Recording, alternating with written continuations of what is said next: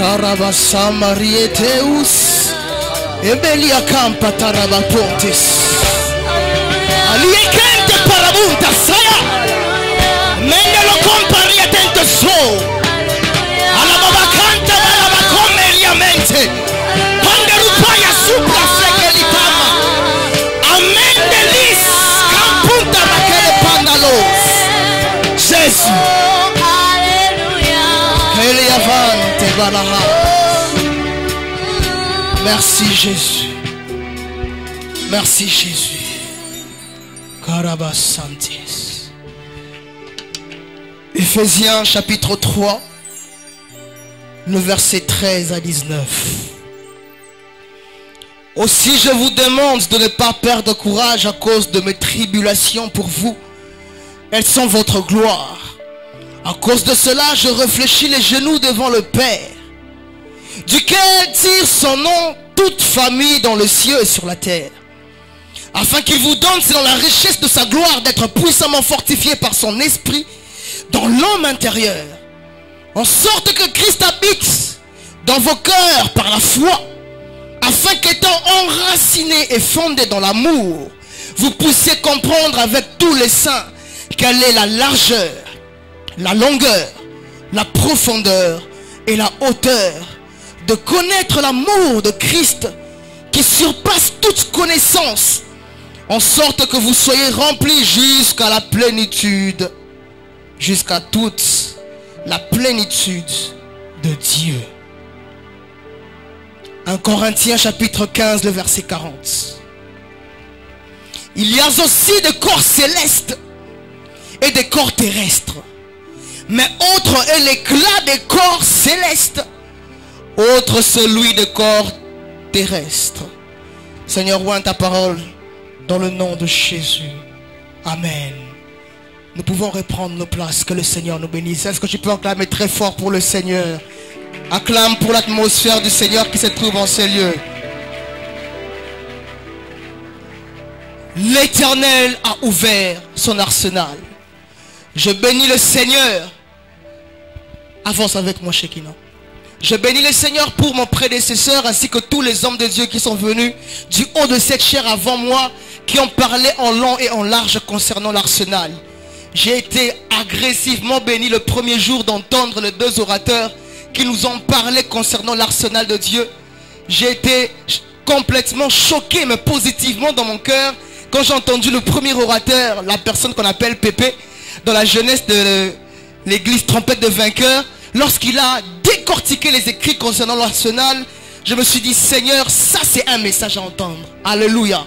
Que dire de ce que l'homme de Dieu, le prophète Tournier, est venu dire lorsqu'il est venu parler sur le 6e et 7e esprit de Dieu? Pas de commentaire là-dessus. Et aujourd'hui, entendre la parole prophétique de l'homme de Dieu, un ami de très longue date, je le connais il y a très longtemps. À l'époque, lorsqu'on s'est connus, on était encore immature spirituel, je le souligne. Mais grâce au Seigneur, au fur et à mesure que nous avons eu avancé avec le Seigneur, il y a une portion de maturité qui a eu petit à petit à pouvoir entrer dans le chef de la personne que nous sommes. Alléluia. C'est un homme qui vient de très loin, je respecte sa grâce. Et il arrive parfois quand je suis calé quelque part, je veux lui consulter pour me dire, mon cher, explique-moi un peu ce côté, qu'est-ce que ça peut dire? Et il me parle et j'ai l'esprit ouvert. Alléluia. Que Dieu le bénisse pour cette merveilleuse intervention. Il a parlé de l'arsenal, il a parlé de l'arsenal en hébreu et il a décortiqué plusieurs choses. Ne vous en faites pas, je ne vais pas vous prendre beaucoup de minutes parce que mon but n'est pas de pouvoir prêcher pendant 45 minutes. Mon but est de te communiquer juste une pensée avec laquelle tu vas opérer dans la prière dans les minutes qui sont en train de suivre. Mais avant que je te communique cette pensée, j'aimerais entendre ton amen de guerrier. Que Dieu te bénisse pour ce joli amen. Alléluia. Alors écoute ce que moi j'ai à te communiquer ce soir avant que je ne laisse de t'embêter et je quitte cette chair. C'est que lorsqu'on parle de arsenal, l'homme de Dieu l'a très bien expliqué. Il y a plusieurs formes de arsenal. Et parmi les définitions qu'il a eu à donner sur lesquelles j'épouse, il a eu à parler d'un arsenal concernant un trésor. Dis après moi un trésor.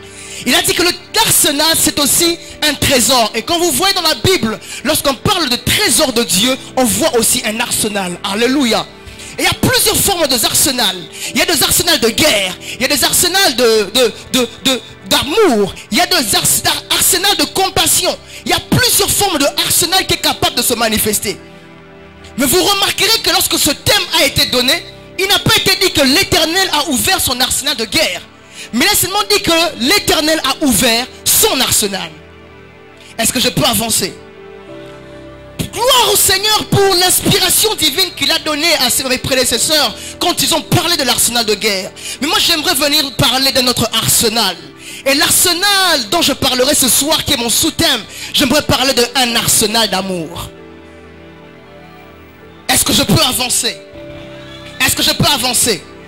Vous remarquerez, bien aimé dans le Seigneur, qu'il y a plusieurs formes d'arsenal. Et en checkant un peu ma Bible, de la Genèse à Apocalypse, j'ai pu remarquer qu'il y a un arsenal d'amour qui a eu à se manifester. Et lorsque j'essaie de pouvoir sonder, afin de comprendre qu'est-ce qu'était cet arsenal d'amour, j'ai compris que cet arsenal d'amour n'était rien d'autre qu'un passage biblique. Et ce passage biblique ne se retrouve pas dans l'Ancien Testament, mais se retrouve dans le Nouveau Testament. Et j'ai revu encore les évangiles. Je suis dans Matthieu, je ne l'ai pas vu. Je suis dans Marc, je ne l'ai pas vu. Je suis dans Luc. J'essaie de le chercher, mais c'est assez compliqué. Mais lorsque j'ai atterri dans le livre de Jean, j'ai sauté le premier chapitre. J'ai sauté le deuxième. Je suis arrivé au troisième chapitre, au verset 16 précisément. La Bible déclare: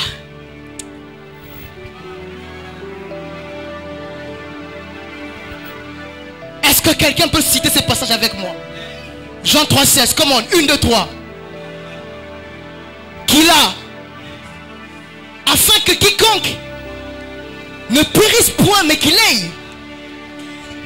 Et lorsque j'essaie de comprendre cela, le Saint-Esprit est en train de me souffler à l'oreille une pensée. Il m'a dit: Richard, je vais t'expliquer cette pensée.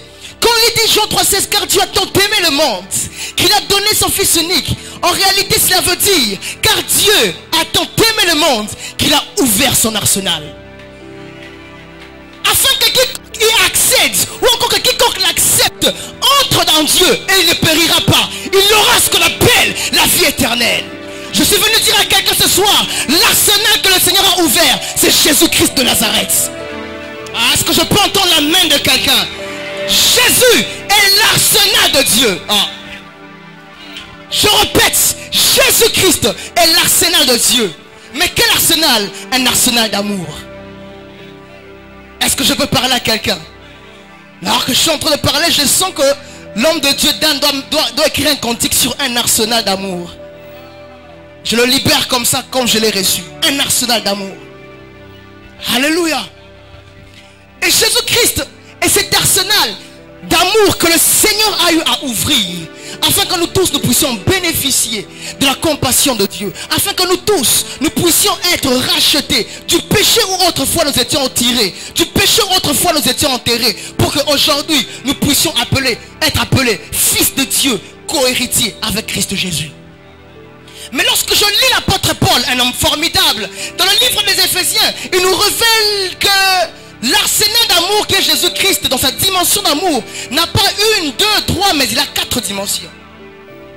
Et il dit: je vous exhorte à ce que vous puissiez comprendre quelle est la largeur, quelle est la longueur, quelle est la profondeur et quelle est la hauteur de l'amour de Christ.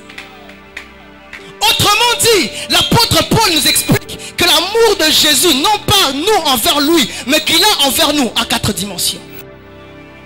Et j'aimerais le dire comme ceci: si le premier jour qui était hier, le prophète Ounia a parlé sur le 6e et 7e esprit de Dieu, pour ma part en quelques minutes ce soir, j'aimerais nous parler de la 3e et 4e dimension de l'amour de Christ. Mais retenez ceci: lorsque l'apôtre Paul est en train d'expliquer l'amour de Christ, il n'est pas en train de parler d'un amour de nous vers Jésus, mais il parle d'un amour de Jésus vers nous. Et c'est cet amour qui s'est manifesté dans 4 dimensions. Mais j'aimerais prendre juste les 2 derniers, et je vais le commenter, et puis je vais cesser de vous embêter. Alléluia. Vous remarquerez que les 2 dernières dimensions sont des dimensions qui s'attachent. Parce que lorsque vous êtes dans une autre version, la 3e dimension s'appelle la profondeur, et la 4e dimension s'appelle la hauteur. Mais dans une autre version, vous verrez que la 3e dimension s'appelle la hauteur, et la 4e dimension s'appelle la profondeur. Est-ce une erreur de version? Non.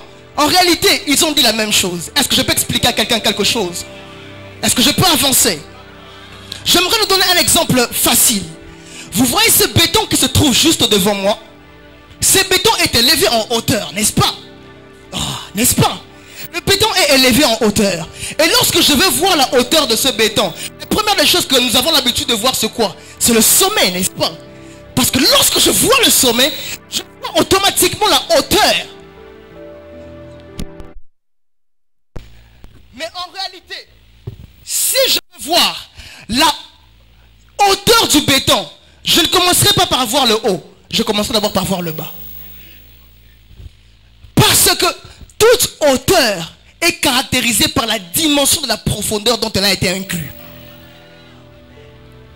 Si la profondeur de ce bâtiment n'est pas stable, la hauteur aussi ne le sera pas.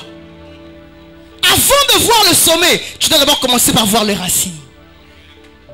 Or, il y a une chose, c'est que vous remarquerez qu'un sommet peut être vu facilement, mais les profondeurs n'est jamais vu. J'aimerais dire à quelqu'un, fais attention de juger un arbre de par sa taille, car la racine pivotante de cet arbre peut être beaucoup plus longue que le sommet de l'arbre. Je peux parler à quelqu'un ce soir. Commence d'abord par voir la profondeur. C'est ensuite que tu verras la hauteur. Et je l'ai dit tout à l'heure, si tu veux voir la profondeur pour la voir, tu ne peux pas la voir avec les yeux physiques. Mais la hauteur, tu peux la voir. Mais pour voir la profondeur, il te faut faire une chose, c'est creuser. Pour voir la profondeur, il faudrait creuser. Et si tu creuses, c'est alors que tu parviendras à voir ce que tu cherches. Ce soir, je suis venu dire à quelqu'un, Jésus a creusé pour venir te chercher. Je répète, ce soir, je suis venu dire à quelqu'un, Jésus a creusé pour venir te chercher. Le premier homme qui est le premier Adam, lorsqu'il a été fait sur la terre, Dieu n'a pas eu besoin de creuser. Il a juste besoin de rassembler ce qui était sur la surface de la terre, l'argile. Il a eu à souffler son souffle. Et la Bible déclare que l'homme est devenu une âme vivante. Mais lorsque le péché est venu, cet homme qui était devenu une âme vivante est retourné sur la terre. Et la Bible déclare que le serpent était obligé de consommer la terre. Autrement dit, l'homme a été enterré. Mais lorsque le deuxième Adam est venu, lui n'est pas venu rassembler la terre afin de souffler de nouveau. Mais lui, il allait creuser pour aller chercher celui qui avait été enterré par le péché. Voilà pourquoi l'Écriture déclare, de la poussière il relève les faibles. Hey. Du fumier il retire les indulgents pour le faire asseoir avec le grand, autrement dit, dans le hauteur. Tu veux atteindre le hauteur, commence d'abord par la profondeur. Mais remarque ceci, bien-aimé dans le Seigneur. Lorsque quelqu'un veut creuser, afin de pouvoir entrer dans les profondeurs, on ne creuse pas pour chercher n'importe quoi. Ou encore, on ne creuse pas pour chercher n'importe qui. Lorsque vous allez dans le Kasaï, et pas qu'on habite ça Djama, est-ce qu'il y a un Moulouba qui peut dire amen très fort ici? Lorsque vous allez de l'autre côté, vous verrez qu'il y a des hommes qui entrent dans la terre. Ils creusent, ils creusent, ils creusent. Mais qu'est-ce qu'ils cherchent? Ils ne cherchent pas une canne à sucre. Lorsqu'ils creusent, ils creusent, ils creusent. Mais qu'est-ce qu'ils cherchent? Ils ne cherchent pas une caillasse. Lorsqu'ils creusent, ils creusent, ils creusent. Mais qu'est-ce qu'ils sont en train de chercher? Ils ne cherchent pas de l'eau. Ils ne cherchent pas tout ce qu'on voit sur la surface. Hey, mais lorsqu'ils creusent, ils cherchent quelque chose. Ils cherchent quelque chose qui n'est pas vu dans la surface. Ils cherchent un trésor. Ils cherchent une pierre précieuse. Et c'est ce que Jésus a fait. Quand Jésus est venu creuser, il est venu chercher une pierre précieuse. Tout dans la pierre précieuse, on les anani. C'est toi que je suis en train de parler. C'est toi que je suis en train de parler. Je dis que c'est toi que je suis en train de parler. Tu es la pierre précieuse que Jésus a accepté de creuser pour tirer de la terre, pour tirer de la boue. Alléluia. L'arsenal d'amour, lorsqu'il est libéré, il accepte de se salir les mains, mais pour que toi tu puisses être lavé. Ainsi Jésus a creusé, il a trouvé le diamant que tu es, il a trouvé la pierre précieuse que tu es. Mais ce que j'aime, quand Jésus te trouve par terre, quand Jésus te trouve enterré, lorsqu'il te sort, ce n'est pas pour te laisser dans la surface. Lorsqu'il te sort, c'est pour t'emmener vers les étoiles. Hey. Voilà pourquoi dans le livre de Corinthiens que nous venons de lire, l'apôtre Paul nous explique un mystère. Il dit qu'il existe de corps terrestres terrestres. Mais il existe aussi des corps célestes. Est-ce que je peux parler à quelqu'un? Il dit autre est l'éclat de corps terrestres et autre est l'éclat de corps célestes. Quand on parle de corps terrestre, il parle de tout ce qui se met sur la terre ou encore de toute forme de corps qui existe sur la terre. Mais quand il parle de corps célestes, il parle des astres. Vous verrez quand vous descendez dans le verset 41-40, il parle du soleil, il parle de la lune et il parle des étoiles. Mais ce qui m'étonne, c'est qu'il y a un travail superbe que le Seigneur Jésus a eu à faire pour toi. Le jour où l'arsenal d'amour a été libéré, il est venu te chercher sur la terre parce que tu étais un corps terrestre. Mais quand il t'a pris sur la terre, il t'a élevé à la dimension de corps céleste. Voilà pourquoi dans le livre de Genèse chapitre 15 et jusqu'au verset chapitre 22, la Bible déclare que Dieu apparaît à Abraham. Il lui parle, il lui dit: Abraham, sors, regarde le sable de la mer.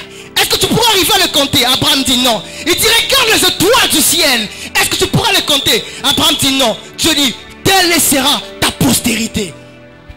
Voilà comment je multiplierai ta postérité. Ta postérité sera comme le sable de la mer et les étoiles du ciel. Et elle possédera la porte de ses ennemis. Lorsque Dieu parlait à Abraham concernant le sable de la mer, il parlait de qui?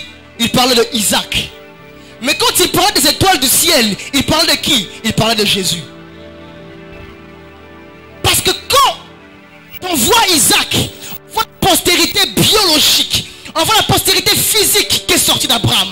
Mais lorsqu'on voit les étoiles, on voit Jésus, qui de par Jésus, les nations que nous sommes, on a été greffés dans la promesse d'Abraham en Jésus-Christ. Ainsi, tu dois comprendre que prophétiquement, tu n'es pas le sable de la mer, mais tu es les étoiles dans le ciel. Est-ce que je peux avancer? Dieu t'a tiré du corps terrestre et t'a fait devenir un corps céleste. C'est-à-dire que tu devenais une étoile. Dis après moi étoile. Dis-le bien, étoile. Mais quand tu deviens une étoile, Paul nous dit, il nous fait comprendre que chaque étoile a son éclat. Chaque étoile a son éclat. Chaque étoile a sa forme. Chaque étoile a son éclat. Or, qu'est-ce que l'éclat? C'est d'une manière simple, je dois définir l'éclat. L'éclat, je dirais que c'est la puissance intérieure mais qui se manifeste en l'extérieur. L'éclat ne vient jamais de l'extérieur. L'éclat vient toujours de l'intérieur. Et c'est l'intérieur qui se manifeste vers l'extérieur. Autrement dit, l'éclat, c'est la sortie d'un arsenal. Je répète.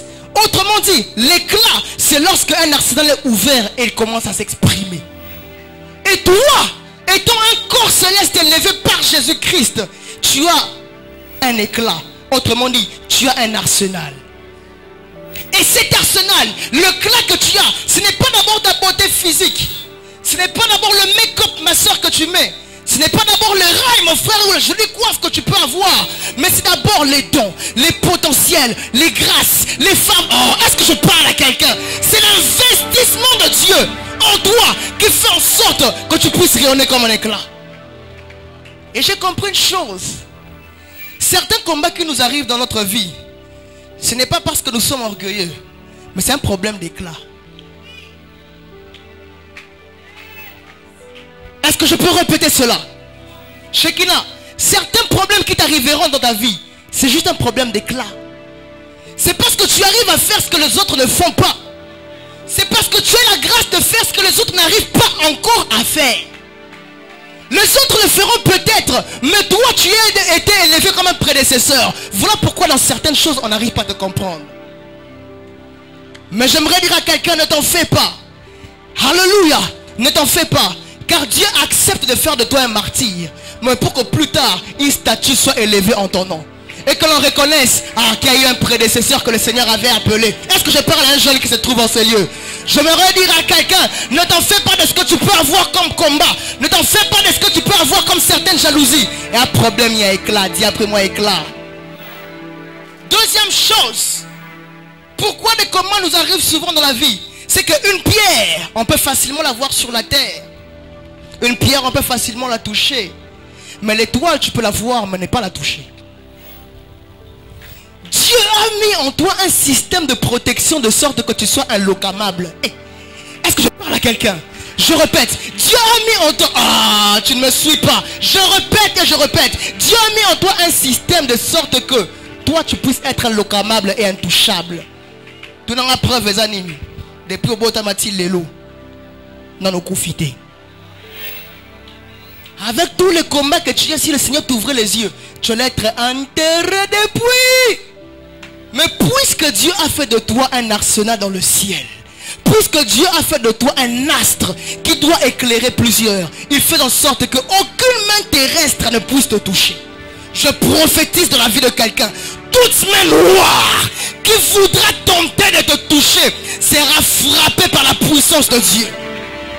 Je m'oppose en tant que prophète de Dieu contre tout esprit de la sorcellerie qui voudrait empêcher que l'éclat qui se trouve en toi puisse se manifester. Je le lis par l'autorité que le Dieu de mon appel m'a donné. Je le renvoie dans le lieu aride au nom de... Le temps est arrivé pour que ceux qui t'ont touché doivent maintenant brûler. Je répète, le temps est arrivé pour que ceux qui t'ont touché doivent maintenant brûler. Pourquoi? Parce que le jour où Dieu a accepté de libérer son arsenal d'amour, c'était pour venir te chercher. Dieu a trouvé qu'il y avait un vide. Voilà pourquoi il a libéré son louis pour t'avoir toi. Je répète, Dieu a trouvé qu'il y avait un vide. Voilà pourquoi il a libéré son louis, mais pour t'avoir toi. Alléluia. J'atterris, je chute rapidement dans mon message parce que j'avais promis de ne pas t'embêter pendant longtemps. Écoute, maintenant, quand l'arsenal se manifeste dans le ciel, c'est pour éclairer tout ce qui se trouve sur la terre. Et c'est ici maintenant que je chute comme prophète afin de libérer la pensée prophétique de Dieu. Première de choses, ainsi m'a parlé le Saint-Esprit pour cette année 2018. Chose que j'avais annoncée l'année passée en 2017. Dieu est en train de libérer un arsenal de femmes.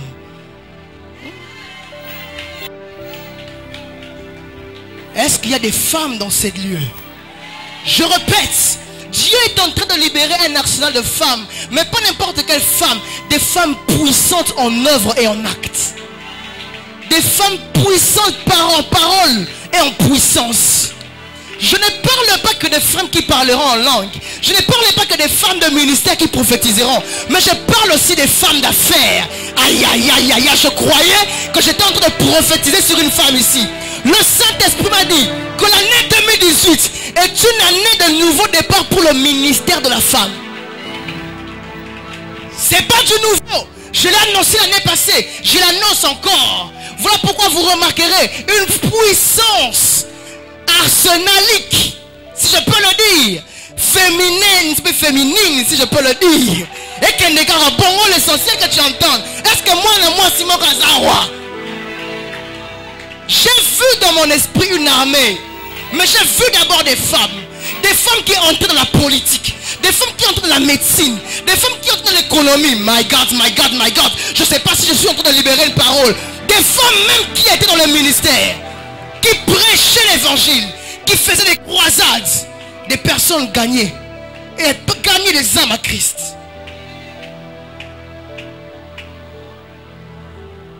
Alléluia. Et ce sont les choses. Dis après moi des choses. Dis après moi des choses. Ce sont des choses que le Seigneur est en train de libérer. Pourquoi? Parce qu'il a déjà ouvert son arsenal. Mes prédécesseurs ont déjà parlé des puissants vents, des hommes de Dieu que le Seigneur va utiliser. Mais pour ma part, je parle spécialement à une femme. J'aimerais dire à une femme, ne te minimise pas. J'aimerais dire à une femme, non, tu n'es pas qu'une femme de ménage. J'aimerais dire à une femme, tu es aussi une personne que le Seigneur décidera utiliser afin de bouleverser les nations. La preuve en est que pour que l'arsenal d'amour se manifeste sur terre, elle devait se manifester dans le corps d'une femme sur la terre. C'est-à-dire quoi? Ce jour-là, la femme est devenue un arsenal afin d'enfanter l'amour de Dieu. Je répète, la femme est devenue un arsenal pour enfanter l'amour de Dieu. C'est-à-dire, elle a été fécondée par le Saint-Esprit. Et elle a été le dépôt de l'amour de Dieu dans son sein. Elle a libéré les dépôts de l'amour de Dieu dans les nations. Pourquoi? Parce que Dieu a fait de la femme un arsenal qui devait libérer l'amour de Dieu dans les nations. Et en ce temps, Dieu est en train de faire des femmes, des arsenals, des femmes qui ne seront pas que des femmes de foyer, bien que vous devez l'être bien, mais aussi des femmes qui vont impacter les nations. Est-ce que je peux entendre la main d'une femme ici? Ce que dans la Bible, papa va sa main, papa va rouler cabino. Ma maman est bon, pèse sa main, mon corps bien.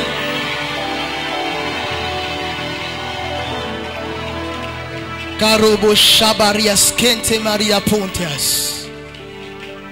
Yera Maiteos, Karabayantolo Abahas, Menderia Cobras, Peria Cobas, les Cobas, lève-toi là où tu es. Mon message est arrivé à sa fin. Eria Bantes, Keberia Pos. Est-ce que tu peux commencer à souffler quelque chose à Dieu? Ah! Est-ce que tu peux commencer à souffler quelque chose à Dieu? Il y a un arsenal qui est en toi mais qui doit sortir. Il y a des éclats qui se trouvent en toi mais qui doivent sortir. Lorsque Jésus, l'arsenal de l'amour de Dieu, est entré en toi, il a fait de toi un arsenal pour les autres. Il a fait de toi un arsenal pour les nations. Il a fait de toi un arsenal pour l'humanité. Le problème de ce soir, c'est que ce qui est en toi doit sortir. Est-ce que je peux entendre ta voix en train de se lever? Dire à Dieu, Seigneur, je veux que ce qui se trouve en moi puisse commencer à s'exprimer. Je veux que le potentiel, les dons, les grâces, les faveurs que tu as mises en moi commencent maintenant à s'exprimer. Est-ce que je peux entendre la voix de quelqu'un qui est en train de se lever? Il est temps que ce qui est en toi commence maintenant à sortir. Karabashopra Karabaha. Ce soir, c'est une soirée de libération des étoiles. Je le répète, ce soir, c'est une soirée de libération des étoiles. Il y a des étoiles qui doivent être libérées. Des étoiles, les éclats des étoiles qui doivent être libérés ce soir. Les Maria Ponde Bakaratos. Ariabante que feria paz. Karameonte parabos. Mayandere que pete suka parabaha. Pandaraba komeria kente. Laouche kengerabaha. Ce qui en toi doit sortir. Ce qui en toi doit sortir. Je le répète. Ce qui en toi doit sortir. Le feu qui se trouve en toi. La puissance qui se trouve en toi. Les talents qui se trouvent en toi. Doit maintenant s'exprimer.